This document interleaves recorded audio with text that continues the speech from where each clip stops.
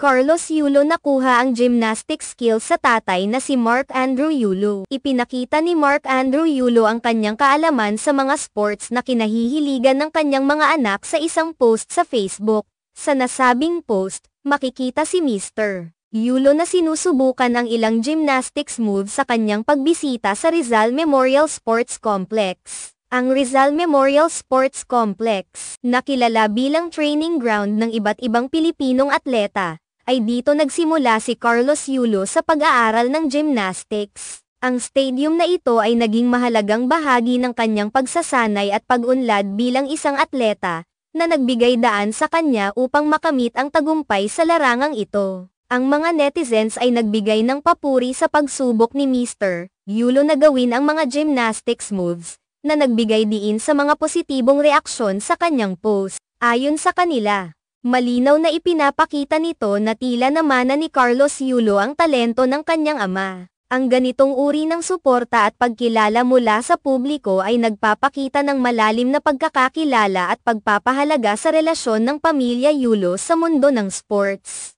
Ang mga nagbigay ng komentaryo ay nagbigay ng mga positibong papuri sa kanyang pagsubok, na nagpatunay na hindi lamang si Carlos Yulo ang may angking talento sa gymnastics kundi pati na rin ang kanyang ama. Ang natural na kagalingan ni Mr. Yulo sa mga gymnastics moves ay nagpapakita na ito ay hindi lamang produkto ng pagsasanay ng kanyang anak kundi pati na rin ng kanyang sariling kakayahan at interes sa sport.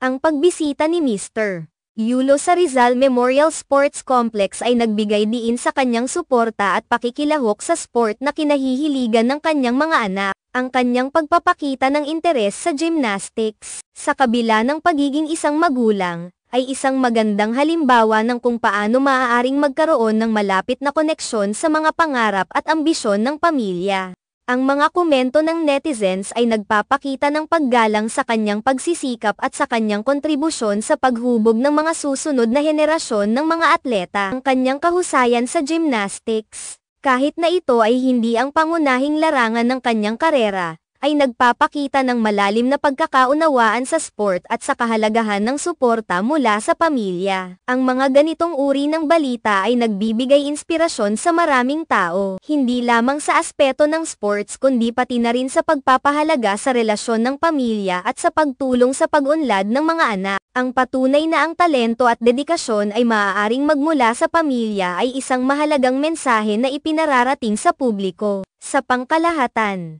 ang post na ito ay hindi lamang nagbigay ng aliw sa mga netizens kundi nagsilbing paalala ng halaga ng pagsuporta sa mga mahal sa buhay. Ang bawat hakbang at pag-unlad ng isang atleta ay kadalasang resulta ng kolektibong pagsisikap at suporta ng pamilya, at ito ay makikita sa ganitong uri ng pagsuportang ipinakita ni Mr. Yulo. Sa huli, ang pagkilala sa talento at dedikasyon ng pamilya Yulo, pati na rin ang kanilang kontribusyon sa larangan ng gymnastics, ay nagpapakita ng isang magandang halimbawa ng kung paano ang pamilya ay maaaring magtaguyod at magpalakas ng isa't isa sa pagsisikap na makamit ang tagumpay. Ang ganitong uri ng suporta at pagpapahalaga sa bawat isa ay patuloy na magiging inspirasyon sa iba na hindi lamang sa larangan ng sports kundi pati na rin sa kanilang sariling mga buhay.